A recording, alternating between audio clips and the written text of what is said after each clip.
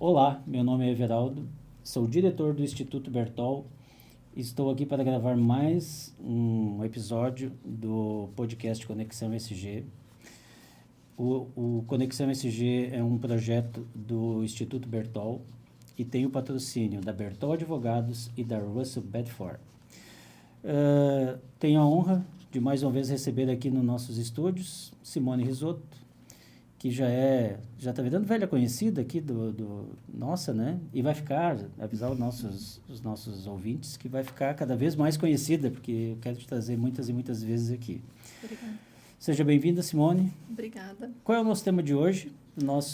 Falamos sobre clima, né, no episódio passado, e clima organizacional, uma das tantas dores que os empreendedores têm. E hoje a gente vai falar de uma dor importante. O que você trouxe para nós?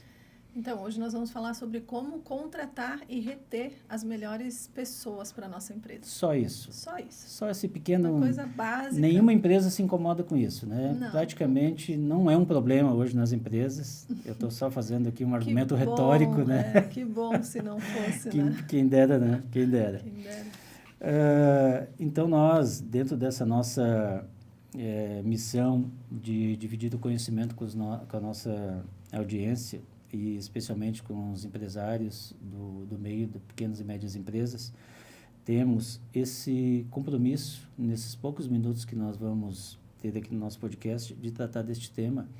Julgo eu, acho que julga você, julgamos todos nós, de suma importância, e é um desafio gigante, uma dor gigante para as empresas, especialmente até, acho que em todos os momentos da empresa, mas parece que nós estamos vivendo aí nesse encontro de várias gerações, no ambiente empresarial, estamos vendo, parece que é o ápice, né? Parece que nunca falamos tanto em necessidade de ser assertivos nas contratações. Sim. Uma consideração inicial, Simone, sobre o tema, que eu tenho alguns insights, algumas questões para te propor aqui, mas te deixo a palavra livre para iniciar aí o debate. Sim. Então, Everaldo, essa questão da contratação e de como que eu atraio boas pessoas para a minha empresa é uma questão que, como você disse, eu tenho ouvido falar muito sobre isso ultimamente. As empresas têm falado assim, né, que a parte mais desafiadora da gestão é encontrar pessoas e fazer com que essas pessoas se mantenham na empresa, né? Então, é um desafio bastante grande. E eu gosto de falar que boas pessoas querem trabalhar em boas empresas, né? Então, assim... Quando a gente pensa em como que eu faço para atrair as pessoas certas para a minha empresa, eu preciso ser uma empresa boa para que elas queiram trabalhar comigo, né? Exato. Porque se eu tenho uma condição em que a minha empresa não é um ambiente bom para trabalhar, não importa se eu faça o melhor processo de recrutamento e seleção, se eu faça o melhor onboarding, se eu faça as melhores iniciativas de treinamento, se eu não ofereço um ambiente bom para essas pessoas, as pessoas não vão ficar. Então, a gente precisa começar trabalhando a nossa casa, né? Trabalhando dentro de casa, fazendo a nossa tarefa para que eu tenha realmente um ambiente que possa receber as melhores pessoas, os melhores talentos. É como preparar a casa para uma visita, Exato. Mas só que para uma visita permanente, né? Ela tem que ficar arrumadinha, bonitinha o tempo inteiro. Eu queria te perguntar, assim, dentro de um release aí que a gente estabeleceu, porque o assunto é muito complexo, a gente não vai exaurir num podcast, mas a gente quer dar pequenos insights, né, trazer trazer reflexões, para a gente não deixar, né, esse assunto ele é de debate constante dentro das empresas, é um problema recorrente.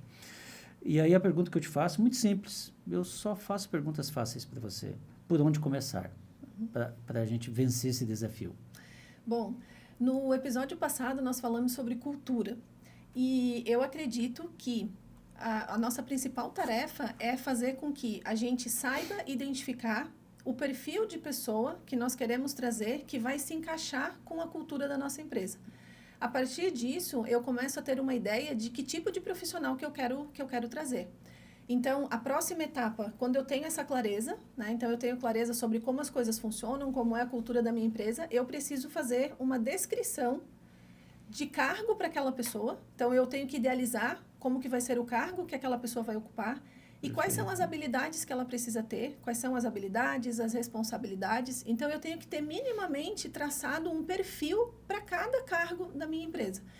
E por mais que seja algo que talvez pareça óbvio, as empresas elas cometem o erro de não fazer isso bem feito ou com o cuidado que esse processo merece. Uhum. Porque às vezes eu traço um perfil lá de uma pessoa para trabalhar, por exemplo, como assistente financeiro da minha empresa. Exato. Se eu vou traçar um perfil como assistente financeiro, essa pessoa vai ter um determinado perfil e determinadas habilidades. Se eu estou trazendo uma pessoa para a área comercial, um assistente para a área comercial, ela já vai ter que ter outras habilidades e outro perfil. Então, eu preciso fazer a minha lição de casa nesse sentido, de que eu trace exatamente o perfil da pessoa que eu quero.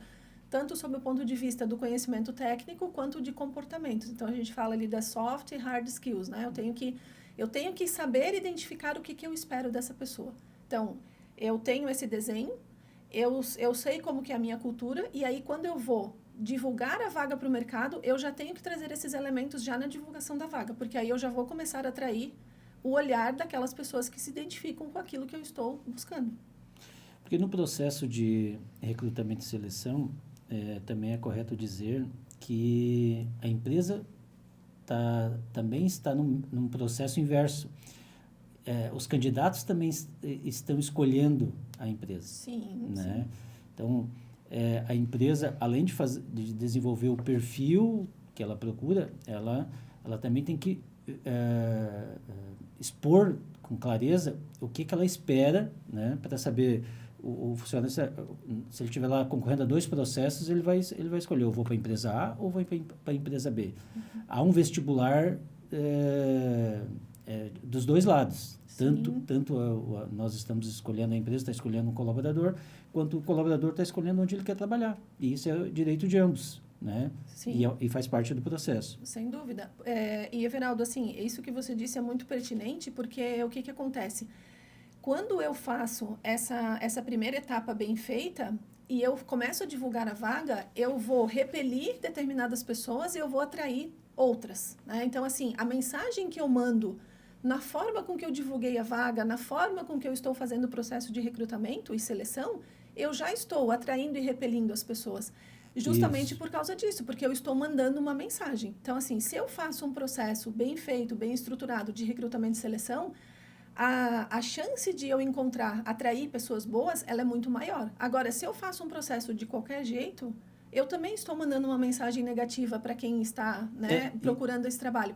E quanto mais alto o cargo, mais eficiente eu preciso ser nesse processo. Porque as pessoas que estão em cargos mais altos, elas são muito mais criteriosas também na escolha da empresa onde elas vão trabalhar. Com certeza. E aqui, quando a gente fala pessoas boas, né, só a título de legenda, né, a gente fala boas para aquele cargo. A gente não está falando de índole, não está falando de nada. Sim. A gente fala assim, o perfil adequado. Né? Uhum. Então, a pessoa boa é a pessoa que vai se adequar àquele perfil, àquela vaga. Uhum. Ainda dentro desse nosso preâmbulo de abertura aí, os RH, sejam eles próprios ou empresas terceirizadas, elas enfrentam toda sorte de desafios, né? Em cada momento, para cada perfil de empresa. Então, se tu vai contratar um grupo abriu vagas para festas do final de ano, para cobrir as indústrias que têm alta demanda para um determinado produto que é consumido nas festas do final de ano, né? Na Páscoa, as indústrias de chocolate colocam, nos meses que antecedem a Páscoa, um contingente maior de colaboradores. Sim. Uma empresa está trocando CEO, CTO, está trocando uma determinada posição da gerência. Todos esses, para cada movimento desse, tem um desafio proporcional. Sim, né? sim. Porque, mesmo que a gente esteja falando assim, uma vaga operacional é tão importante quanto qualquer outra, ela tem que ter os mesmos cuidados para colocar a pessoa certa lá na linha de produção, que tenha as hard skills e as soft skills adequadas. Então, o cuidado é constante, não importa a vaga. Pode Sim. ser para escolher o CEO a uma pessoa mais operacional, os cuidados são equivalentes. Sim, inclusive, Everaldo, eu tenho defendido muito a ideia nas empresas de que eles precisam ter um RH estratégico. Porque o que a gente tem na prática? É claro que empresas que são muito pequenas, elas não têm uma estrutura ainda para isso, né? Mas empresas médias, elas precisam ter um RH que seja estratégico. E o que é um RH estratégico? Ele não é aquele RH que faz só a parte burocrática lá do setor, né? Que a gente chama de setor pessoal, departamento pessoal. É um RH que ele vai participar, inclusive, da estratégia da empresa. Porque imagina o seguinte, se lá em cima, na parte estratégica, a diretoria está lá fazendo um planejamento, fez o seu planejamento estratégico, está pensando nas metas, nos objetivos, ela vai precisar de pessoas adequadas para dar vazão àquele planejamento. Eu preciso trazer o RH para dentro desse processo, dessa construção, porque aí ele se torna, de fato, um RH estratégico. E aí ele vai fazer esse desenho da contratação, seja daquele operário lá de chão de fábrica ou de um gerente financeiro, por exemplo, ele vai fazer esse processo de uma forma mais adequada. Adequada para quê? Para cumprir os objetivos que a empresa tem. Porque todo mundo é importante dentro da empresa. Do mais operacional ao mais estratégico, todo mundo tem o seu nível de importância. Então, se eu trago o RH para mais perto das minhas decisões e das minhas construções estratégicas e de planejamento, ele vai ter cada vez mais insumos para trazer as pessoas cada vez mais alinhadas dentro desse processo. Porque eu ouvi um diretor falando um dia, o dono de uma empresa, na verdade, uma empresa média, mas que tinha lá mais ou menos 80 colaboradores, ele falou assim, não, mas o meu RH, ele só faz o fechamento da folha, controla as férias e qual que é a dificuldade de fazer contratação? Eu não entendo por que tanta dificuldade, porque é só divulgar a vaga, receber currículo, selecionar currículo e fazer uma entrevista. Qual é a dificuldade? Né? Então, assim, um empresário que pensa que é algo muito simples, ele está muito equivocado e muito distante dessa construção de aproximar justamente o seu RH da estratégia da empresa, porque para ele é uma caixinha, um quadradinho à parte ali, né? Ele não se envolve com ninguém e, na verdade, o RH, ele está no centro de todas, porque o RH se envolve com todas as áreas da empresa e com todas as pessoas, né? Então, eu tenho trabalhado muito isso nas empresas, advogando a ideia de que eles precisam ter um RH cada vez mais estratégico. E não existe CNPJ sem CPFs. Não existe uma empresa, ela é formada por pessoas. Sim. Antes de processo, antes de uma linha de produção, antes de qualquer coisa. Um negócio, ele é movido por pessoas. É verdade, mas a IA está vindo aí. A IA está vindo e ela vai precisar de pessoas. Talvez as pessoas precisem se reciclar para trabalhar com essa nova ferramenta. Mas ninguém vai tirar da equação dos negócios a pessoa. Não importa a posição que ela está. Ela pode ser o presidente, pode ser a pessoa que trabalha numa posição mais operacional. Sim. Todas vão continuar sendo parte importante, integrante de uma empresa. Sim, né? Com certeza. A gente dando sequência aqui, Simone, eu tenho uma questão assim para te pontuar, que às vezes ela dói na pequena empresa, né? Às vezes uma pequena empresa ela começa com a trabalhar com indicações, né? Uhum. É normal, e aqui não vai nenhuma crítica, né? Sim. Só que, às vezes, no início, isso ajuda e faz parte do processo, faz parte da caminhada de uma empresa, mas chega no momento assim, que tu trabalhar meramente por indicações, porque alguém é amigo do amigo, ou parente, ou vizinho, isso pode trazer complicações para a empresa, porque tem aquela máxima, né? Não contrate ninguém que depois ali, tu não possa, eventualmente, tiver necessidade e não poder demitir. Então, o empresário ele tem que estar atento assim, para ele chegar o mais próximo de um ambiente profissional, do processo de recrutamento e seleção, para que ele traga e se cerque de pessoas adequadas, em todos os sentidos, para o que ele precisa. Né?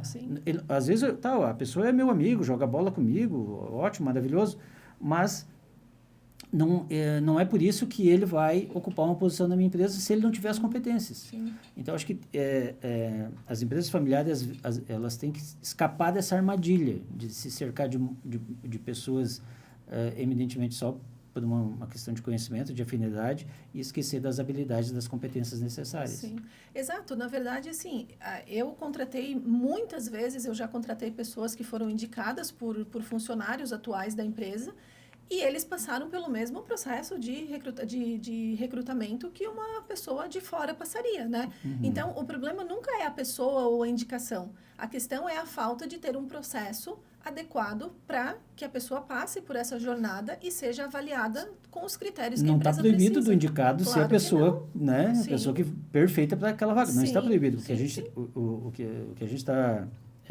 reforçando aqui é que o processo de recrutamento e seleção ele seja o ator principal, o definidor. Sim. A pessoa passou pelo processo e, independente se é uma indicação alguém que veio do mercado, ele vai entrar porque o processo assim disse que ele que ele é a pessoa adequada. Exato, sim, né? é o processo que vai definir, né, pela contratação ou não.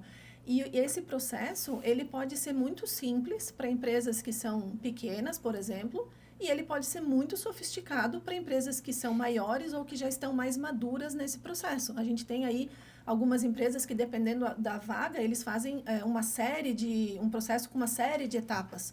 Outras são etapas muito simples. E não importa muito se é complexo ou se é mais simples, né? A gente tem que sempre olhar para o porte da minha empresa, o momento que eu estou, né? O tamanho, o que faz sentido aqui dentro do meu contexto e aplicar. Mas o importante é que eu tenha um processo, porque aí para toda e qualquer pessoa que eu for buscar, seja indicada ou não, ela vai passar por aquele processo. E é um processo que vai me dar, de certa forma, uma garantia de que eu estou trazendo a pessoa certa. Porque eu passei por aquelas etapas que eu construí de uma forma pensada, de uma forma estratégica. E o que eu quero avaliar nas pessoas que vêm para a minha empresa? Então, por exemplo, alinhamento de valores é uma coisa que precisa existir para qualquer pessoa, do mais operacional até o CEO da empresa. Alinhamento de valores é algo que todo mundo tem que passar. Então, se eu vou cumprindo essas etapas, a chance de... Não é que eu não vou nunca errar, né? Mas eu diminuo muito a chance do erro, de contratar uma pessoa que não está adequada para a empresa. E se o processo ele é o rei, né, nessa história, se ele é quem define, se algo depois, eventualmente, não dá certo, tu não precisa sair caçando as bruxas, tu vai lá avaliar o processo. Aonde Sim. a gente precisa melhorar para que tal erro não aconteça de novo, né? Ou os tempos mudaram, às vezes tu precisa mudar o processo porque outras conjunturas apareceram. Sim, e tu precisa te adequar. Isso é muito normal. O processo, como a gente já falou aqui, qualquer processo dentro da empresa é algo vivo. A gente nunca vai criar um processo e ele vai ficar durante 10 anos igual. Não, ele vai sendo ajustado conforme o momento em que a empresa está. E o processo de recrutamento também, né? A gente normalmente começa ele bem simples e vai ajustando ele até ele ficar cada vez mais adequado. A gente sabe onde ele começa e talvez a gente não saiba, né, onde termina. A nossa pergunta desse nosso tema que a gente queria responder contratar bem começa muito antes da entrevista. Esse é um sonoro sim. Sim, a boa contratação, a escolha adequada, ela começa muito antes da entrevista. Sim. A entrevista depois é só uma consequência daquilo que se pensou antes, né? Porque daí tu vai te envolver mais em descobrir habilidades da pessoa do que propriamente visitar o perfil. O perfil já está definido, é aquilo que você... Ela é só mais uma etapa, né? E a etapa da entrevista, Everaldo, ela é uma etapa que normalmente é a etapa que mais consome tempo e recurso, né? Porque você precisa parar, você precisa sentar na frente da pessoa, né? Do candidato, você precisa conversar, você precisa aplicar. Às vezes tem empresas que aplicam testes técnicos, testes psicológicos, então tem aí uma série de etapas. E esse processo da entrevista, ele é uma etapa muito importante e que muitas pessoas não gostam de fazer. Porque, né, você fica ali, às vezes você está entrevistando para uma vaga, você recebeu... A gente chegou a receber 700 currículos em 24 horas para uma vaga que nós abrimos. Então, imagina que você tem lá 700 currículos, você vai fazer uma triagem, depois você vai sentar na frente de 20 pessoas, por exemplo, sei lá, para entrevistar. Você vai fazer repetidamente aquele processo. Então, é um processo que ele é desgastante. Por isso que quanto mais você faz as etapas iniciais bem feitas, quando você chegar para fazer a entrevista, você vai ter menos pessoas para entrevistar, mas você vai entrevistar a ponto de, às vezes, ficar na dúvida entre quem você vai escolher, porque vieram pessoas tão alinhadas que fica difícil a escolha, entende? Então, esse é o caminho que a gente precisa buscar no recrutamento e seleção. Essa é a prova que do sucesso, né? E da assertividade do processo. Ele trouxe o maior número de pessoas, né? Te deixou em dúvida. É o bom problema, né? Estou em dúvida entre 2 ou 3 pessoas para uma vaga. Seguindo aqui nos termos que a gente escolheu para falar, se a entrevista ela é definidora, né? Para a gente, como um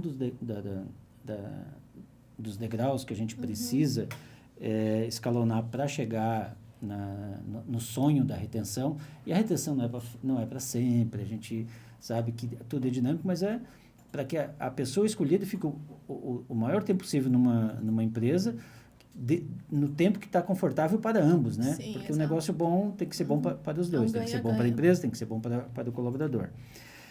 E se isso começa, a retenção, se vencida essa parte aí vem o primeiro dia de trabalho, né? Aí, a frase que está aqui, né?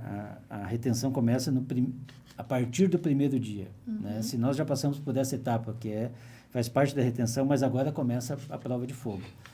O colaborador entrou na empresa. Sim. E agora? O que fazer?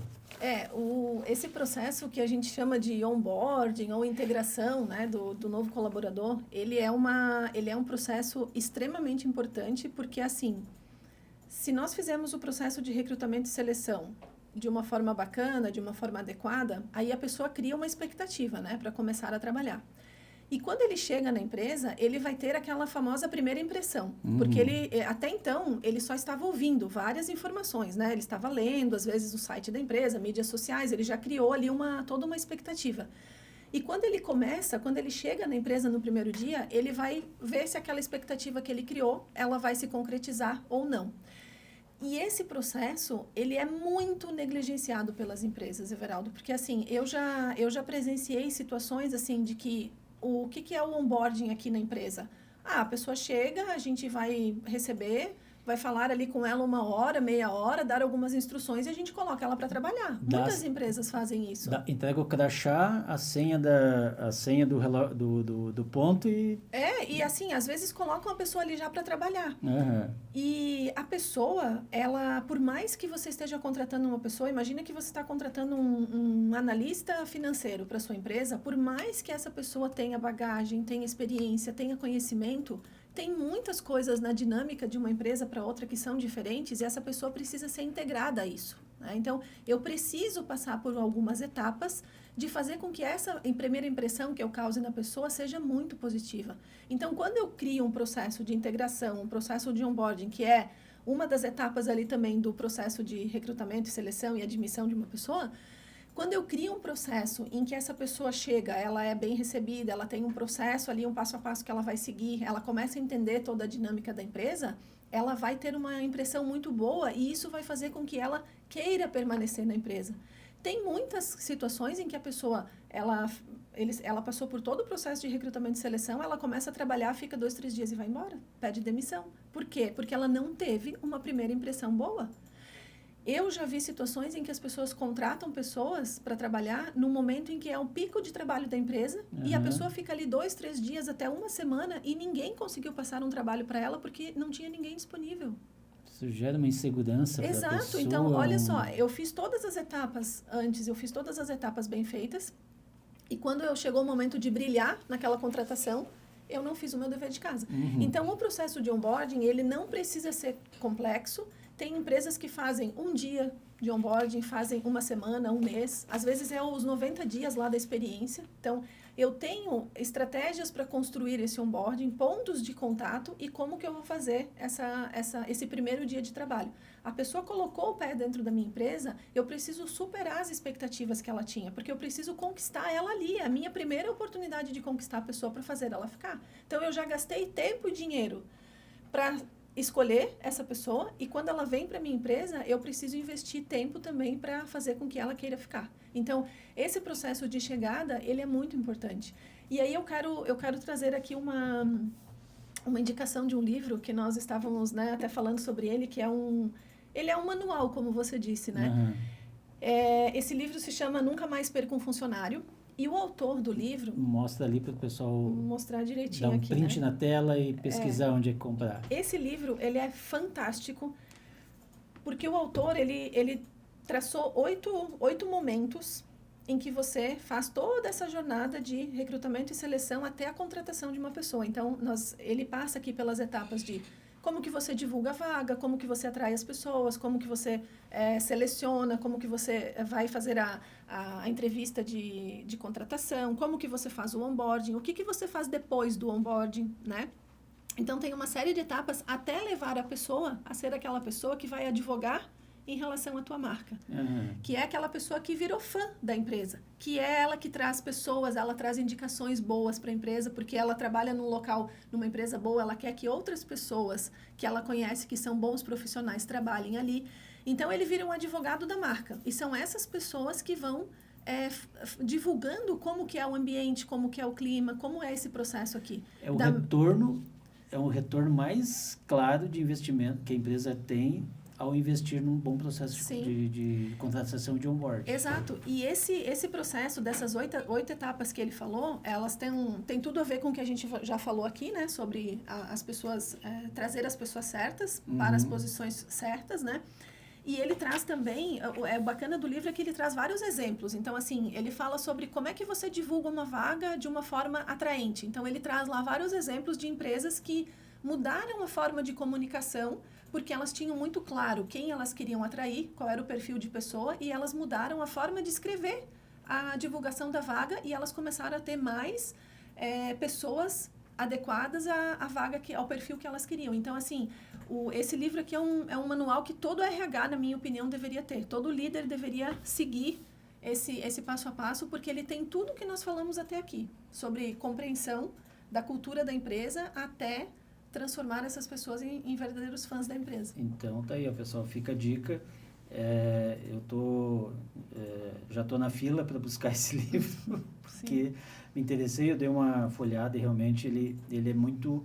A didática dele também é muito boa, a forma como ele cria o passo a passo. Acho que é um livro para ser lido e relido, não só para o pessoal de RH, que é muito indicado, mas para todos que militam aí no processo de recrutamento e seleção. E só fazendo um parênteses aqui, Avinaldo, falando sobre o onboarding, porque eu sempre falo muito para as empresas investirem nesse processo, porque assim, lá na nossa empresa, em algum momento nós começamos a construir o nosso processo de onboarding e a gente estava sempre de olho o que melhorar, quais os elementos que nós poderíamos trazer ali e tal. A gente também se espelha em outras empresas e tal. E nós sempre tivemos uma ferramenta que a gente aplicou, que é uma entrevista de desligamento. Então, sempre que alguém saía da empresa, nós fazíamos uma entrevista para saber o que nós tínhamos acertado, o que tínhamos errado e, então, aonde nós poderíamos melhorar. E praticamente todas as pessoas que passaram por essa entrevista falaram que um dos pontos altos da contratação foi o nosso onboarding. Porque a gente investiu tempo ali, a gente se dedicou para fazer com que a gente realmente causasse uma boa impressão. Então, nós criamos lá um processo onde essa pessoa passava por várias etapas dentro do nosso onboarding, com pontos de contato de várias pessoas diferentes, com departamentos diferentes, com experiências diferentes, né, pessoalmente, através de vídeo, de várias maneiras, para que ela se sentisse realmente entendendo aquele contexto da empresa, porque muita gente que entra numa empresa é um momento desafiador para quem está chegando e a pessoa às vezes fica perdida, ela não sabe se acontece alguma coisa, ela não sabe para quem ela tem que recorrer, ela não sabe como que a dinâmica da empresa funciona, então ela está aprendendo. E aí, quanto mais informações você dá, quanto mais pontos de contato você faz com essa pessoa, mais ela vai se fortalecendo nessa jornada. Então, investir nesse processo de onboarding dá muito certo, faz muito sucesso entre as pessoas que estão chegando na empresa. Nós temos se tu vem no processo de recrutamento e seleção, que ele foi exitoso e ele é redondo, né? Ele tem pouca margem de erro, assim, né? A gente não vai dizer que é perfeito, porque a perfeição é algo sempre a ser alcançado. E aí ele entra num ambiente acolhedor, num ambiente onde ele se sente assim, ó, menor dúvida, ele sabe que ele tem um padrinho, né? Às vezes no onboard tem aquela escolha. Sim, a gente tinha isso, inclusive. Essa aqui é a pessoa que vai te mostrar o refeitório, vai te mostrar os locais que tem dentro ou fora do prédio aqui para almoçar, é a pessoa que vai tirar as dúvidas sobre o dúvidas trabalho. no primeiro happy hour, quem vai estar contigo lá para você te sentir bem, porque depois a pessoa por si vai acolhendo, e um belo dia vai ser ela que vai estar recebendo outros colaboradores, outros colegas. Sem dúvida. Então, o onboard é peça fundamental, é uma das partes fundamentais. Eu gostei até, eu anotei aqui uma frase cunhada por ti, ou você que me apresentou ela, quem entra bem fica melhor. Né? Sim. É simples, mas é extremamente verdadeiro. Entrou bem, até aqui entrou bem, é uma grande chance dele ficar melhor. Quem entra no improviso, sai na primeira chance. Exato. É aquilo que eu falei, né? Muitas vezes a gente faz o processo todo, investe todo no processo de recrutamento e seleção, a pessoa fica ali 2, 3 dias, uma semana, e aí ela pensa, poxa, mas não era nada daquilo que eu imaginei, né? Eu construí, porque a gente constrói expectativas, né? E a pessoa fala assim, não, mas... Até porque a gente está sempre achando que a grama do vizinho sempre é mais verde. Vou trabalhar naquela empresa, porque parece que ela é melhor, né? E tu chega lá, às vezes tu te decepciona. Mas mesmo assim, né? Passamos pela fase 1, passamos pela fase 2, mas ainda não há certeza de que a pessoa vai ficar. E a pergunta que eu vou te fazer assim, por que mesmo assim as pessoas certas saem? Então, eu acredito que, assim, o gestor, ele tem 3 grandes missões, como no papel de líder ou de gestor, que ela é muito colada com o RH, por isso o RH estratégico, porque ele tem que estar ali coladinho na liderança. As 3 grandes missões é atrair boas pessoas, reter essas pessoas, né, fazer com que elas se mantenham na empresa e desenvolver essas pessoas. Então, muitas vezes, o que acontece? As empresas fazem a etapa 1 e 2, que é eu atraí as pessoas certas, né? Eu contratei as pessoas certas. Eu estou fazendo iniciativas aqui para reter essas pessoas, mas eu não estou olhando para o terceiro ponto, que é desenvolver essas pessoas. E, de novo, né? Quanto mais capacitada a pessoa é, mais exigente ela vai ser com o trabalho também. Isso é uma coisa lógica, né? Então, assim... Eu me capacito, eu tenho as minhas qualificações, eu quero trabalhar numa empresa boa e eu quero me desenvolver mais e mais nessa empresa, né? Então, quando a gente tem esse cenário, normalmente o que a gente encontra, né? Por que as pessoas boas, elas saem da nossa empresa? Tem algumas questões que aparecem sempre, né? Então, a primeira delas é quando elas não recebem um feedback, um retorno sobre o que elas estão desenvolvendo, né? Então, às vezes a pessoa começa a trabalhar, ela fica ali fazendo a atividade dela, mas nunca tem um ponto de contato ali com a liderança para saber se ela está no caminho certo, se ela tem uma expectativa de desenvolvimento ali naquela área, porque as pessoas, na sua maioria, elas querem crescer. Está ali, abandonada à própria sorte. Então a pessoa está ali, né, deixada de lado, digamos assim, às vezes a pessoa trabalha bem, e aí porque ela trabalha bem, ela justamente às vezes é deixada de lado, porque o gestor às vezes pensa assim, não, mas ela tá funcionando, tá fazendo tudo certinho, só que ela não está bem com isso. Então, a gente precisa desse olhar, né, desse acompanhamento. O segundo ponto é ambientes que não são bons, né? Às vezes eu tenho um ambiente, a gente fala muito sobre ambiente tóxico, liderança e relações tóxicas, né? São ambientes que não são propícios ali para uma boa convivência entre a equipe, né? Isso é uma coisa que tira muito as pessoas das empresas, né? Normalmente elas pedem demissão não por causa da empresa em si como um todo, mas por causa de alguma pessoa ou de pessoas, normalmente a liderança, né? Então eu tenho ali uma relação que não é boa, tenho uma relação ruim com a liderança ou com as pessoas, ou o ambiente é ruim por causa da liderança às vezes, né? Então as pessoas saem. E elas querem isso, né? Elas querem esse acompanhamento, elas querem esse olhar do gestor para saber para onde que elas estão indo, como que elas estão se desenvolvendo e como que elas estão executando o trabalho. Então, esse contato que as pessoas esperam, ele é muito importante. E sendo uma pessoa altamente capacitada ou não, eu preciso dar esse acompanhamento. É papel do gestor fazer isso, né? É papel da liderança fazer esse acompanhamento. Então, tem vários fatores, né? Mas o que a gente observa mais e escuta mais das pessoas, normalmente é isso. É essa falta de expectativa, de alinhamento das expectativas em relação ao desenvolvimento, ao crescimento dela. A falta de feedback, de uma linha direta ali, de conversas, né? E de retornos da liderança. e um ambiente que não é propício. E Simone, tem mais um aspecto que eu queria acrescentar, que assim, a questão do feedback, não importa o cargo, o tamanho do contra-cheque, não importa. A pessoa necessita, as pessoas clamam por saber como ela está indo.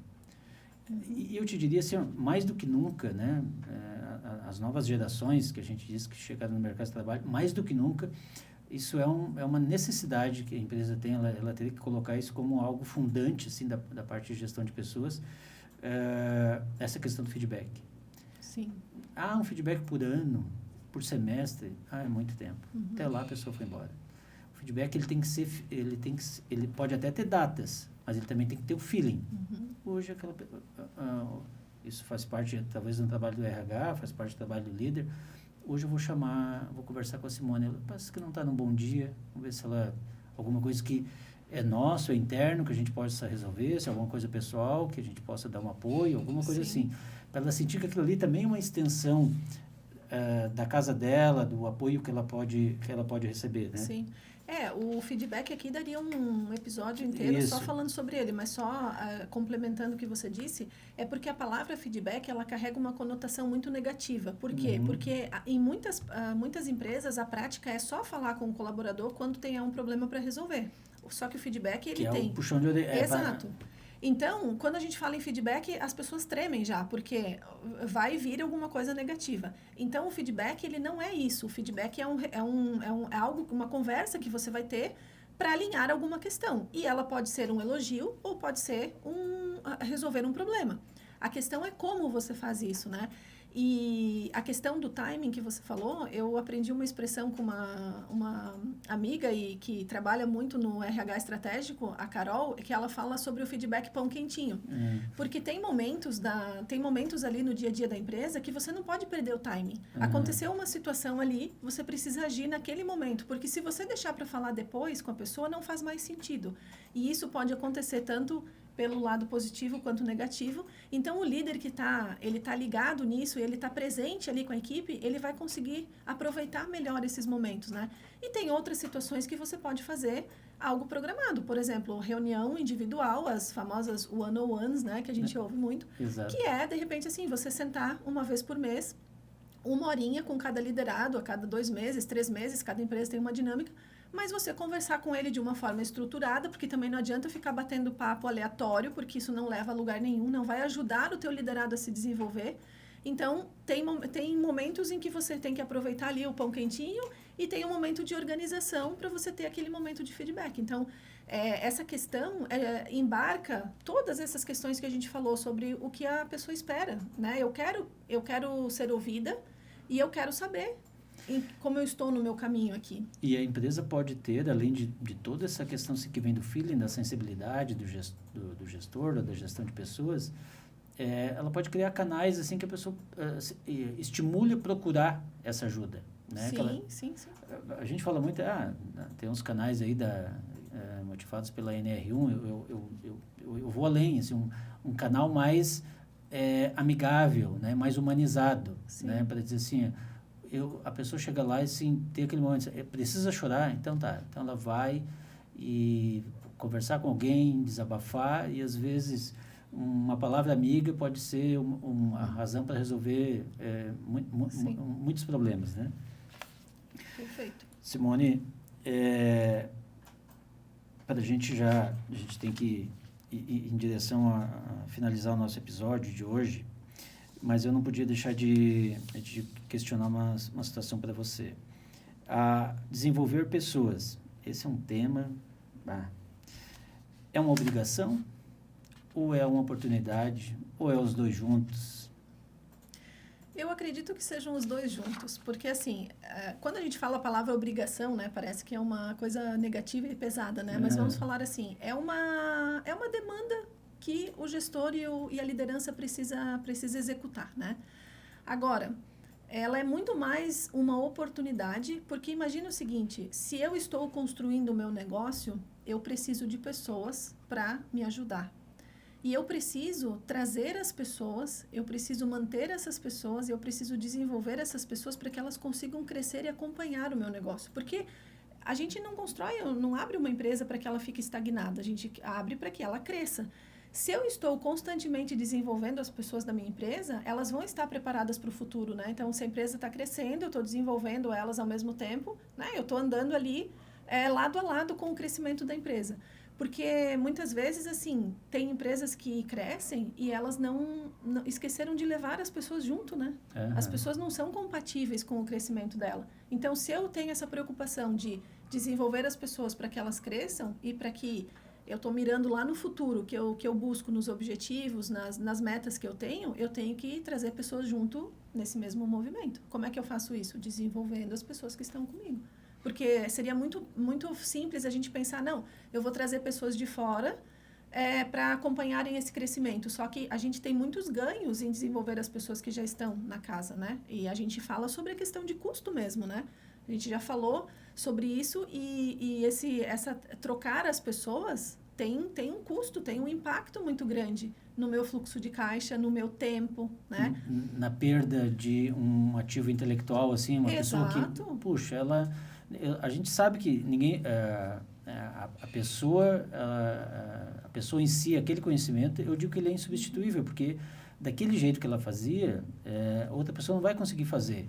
Alguém vai seguir fazendo uma atividade? Vai, mas com aquele toque, com aquele capricho que a empresa se acostumou, eu digo que isso é a parte insubstituível quando uma pessoa sai. Às vezes a gente não consegue repor no mesmo... E os anos que ela levou, até chegar naquele momento de excelência ali, ela precisou, às vezes, trilhar um caminho longo, e quando ela sai, tudo isso vai embora e tem que começar tudo de novo, né? Fazer, às vezes, um reset. Então, a gente tem essa tríade, né?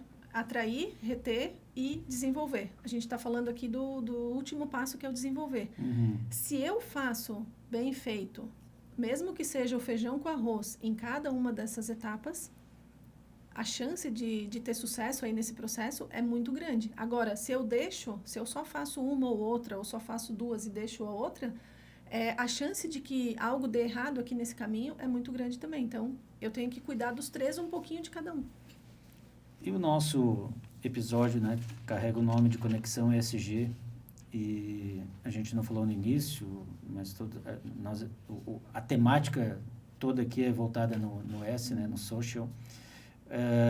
E aí eu vou te provocar, vou te indagar para a gente confirmar.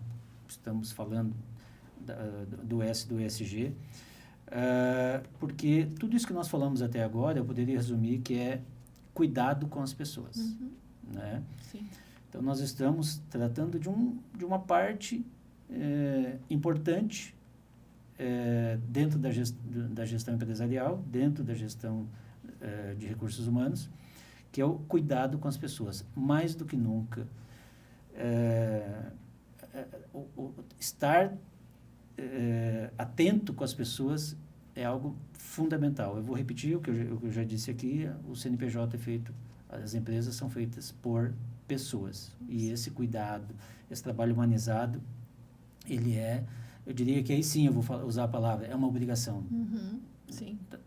Das empresas cuidar das pessoas. Eu queria... Vamos fazer uma chamada, encerramos.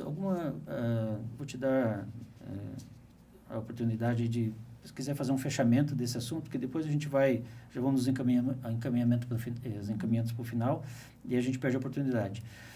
Para fechar esse assunto, pensando no que falamos no início, né, até agora, uma conclusão, assim, com a tua experiência, que ela é muito importante para nós, importante para os nossos ouvintes. Eu diria o seguinte, de forma resumida, né? A gente precisa contratar com responsabilidade. Uhum. E quando falo com responsabilidade, seguindo essas etapas que nós falamos, seguindo um processo para que eu faça essa etapa bem feita e traga as pessoas certas que vão seguir com a empresa, né? Então, essa responsabilidade, até porque a gente, às vezes, está tirando a pessoa de uma outra empresa para trazer para a nossa. Então, a gente tem que pensar nessa questão dessa responsabilidade também. Exato. Então, contratação com responsabilidade. O segundo é cuidar de fato das pessoas, é se interessar pelas pessoas. A gente tem essa obrigação como líderes e como gestores. A gente pode, Everaldo, trazer aqui N ferramentas. Dentro da gestão, da liderança, a gente tem muitas práticas, muitas ferramentas, mas se a principal delas não existir, que é se preocupar verdadeiramente com as pessoas, todo o resto você pode se esfolar fazendo. Por ter o melhor produto. E se você não puder fazer nada, se você não puder aplicar nenhuma ferramenta, se você não puder fazer nada, se você tiver uma conexão e se importar de fato com as pessoas, vai dar certo. Porque no começo da minha empresa anterior, eu não tinha nada disso. Eu não sabia sobre liderança, eu não tinha essas práticas, não conhecia a ferramenta, não fazia nada. Eu me conectava com as pessoas, eu trazia as pessoas e eu tratava as pessoas como pessoas. E dava certo. Elas trabalhavam, elas vinham trabalhar com vontade, querendo fazer dar certo, querendo construir, porque a gente começou do nada, né? Sozinho, eu lá comecei sozinho com o meu sócio. Então, é isso. Então, se a gente não conseguir fazer nada de muito sofisticado em termos de ferramentas, faça isso, cuide das pessoas. Já vai dar bastante certo. E nesse aspecto, cuidar das pessoas, não tem meio termo, assim, ou tu cuida ou tu não cuida. Porque fingir que cuida é uma armadilha, né? Tu vai... Cuidar é se interessar, né? Cuidar é se interessar. Exato. Uma empresa tem limites, tem regras, tem... as suas normas diretivas, à medida que ela vai evoluindo, tem. Mas ela tem que estar permeando tudo isso, o cuidado com as pessoas. Ela tem que entender que faz parte do seu negócio cuidar das pessoas. E não importa a posição, nós estamos falando aqui pessoas, né, famoso, lato sensu, todas as pessoas. Sim, todas. Né? Então, eu tenho a questão aí de contratar com responsabilidade, cuidar das pessoas de uma forma genuína e fazer com que o crescimento individual, ele ande junto com o crescimento coletivo. Eu preciso fazer com que as pessoas se sintam em progresso dentro da minha empresa. Assim como a empresa também está em progresso, as pessoas precisam se sentir em movimento também. Eu estou aqui me valendo de algum trabalho que é teu, né? Eu preciso dar o crédito. Eu não quero me valer de... Mas aqui eu vou te parafrasear, tá? Você defende que são 3 pilares, né? Contratar certo, reter com propósito e desenvolver com estratégia. Acho que esse é o resumo de tudo que... Se a gente quisesse... não falamos... esqueci tudo que eu falei lá atrás, então vamos lembrar disso. Contratar certo, reter com propósito e desenvolver com estratégia. Eu acho que isso resume bem, né, o que tu precisa construir no entorno para te chegar nesses 3 pilares. Sim. Uma pergunta final para o ouvinte. Podemos fazer? Sim. Quem você contrataria novamente hoje se pudesse escolher? E quem você manteria só por medo de abrir uma nova vaga? Vamos deixar essa pergunta no ar? Sim. A pessoa responder. Façam aí uma reflexão. Olhe para a sua equipe e pense. Então, chegamos ao final. Eu queria aproveitar aqui, Simone e ouvintes, para fazer uma chamada já do nosso próximo episódio. A gente tem feito isso, já fizemos isso nos anteriores. Próximo episódio, nós vamos abordar a gestão financeira das pequenas e médias empresas, tá? Postura, organização e conhecimento como chave da sustentabilidade. Sustentabilidade é a perenidade do negócio numa boa gestão financeira. A complexidade de uma empresa, né, nós falamos agora só de uma pequena pincelada sobre gestão de pessoas, gestão financeira, gestão da produção, tantos temas, né, que cada dia eu tenho vontade, eu aumenta mais a minha admiração pelos corajosos empreendedores, por aqueles que decidem empreender. Com certeza. Então chegamos ao final de mais um episódio. Eu queria dizer para os nossos ouvintes que tudo isso que nós abordamos aqui, a Simone, a nossa equipe, está capacitada para ingressar na sua empresa e prestar a melhor consultoria possível neste tema. Aqui a gente deu pílulas, né? Tentamos trazer pequenos insights para despertar, né? Muitas vezes tu tem um problema e não sabe. Não, mas esse problema, eu tenho esse problema. Nós, a equipe do Instituto Bertol, a equipe da Simone, estamos aí para ajudar nessa tarefa também. Sugiro, peço de novo que, à medida do possível, compartilhem esse conteúdo, curtam se gostaram, né? Compartilhem para que esse conhecimento chegue a mais pessoas, e o conhecimento ele só tem valor, só gera valor se ele é compartilhado. Então, se gostaram, compartilhe com as pessoas, com as pessoas do seu meio, né? Nós ficaremos muito agradecidos. Nos sigam nas nossas redes sociais, sempre é um convite que eu gosto de fazer. Acesse www.ibertol.com.br para conhecer melhor os nossos trabalhos. Até o próximo episódio. Saúde e paz para todos. Tchau, tchau. Tchau, tchau. Até. Até.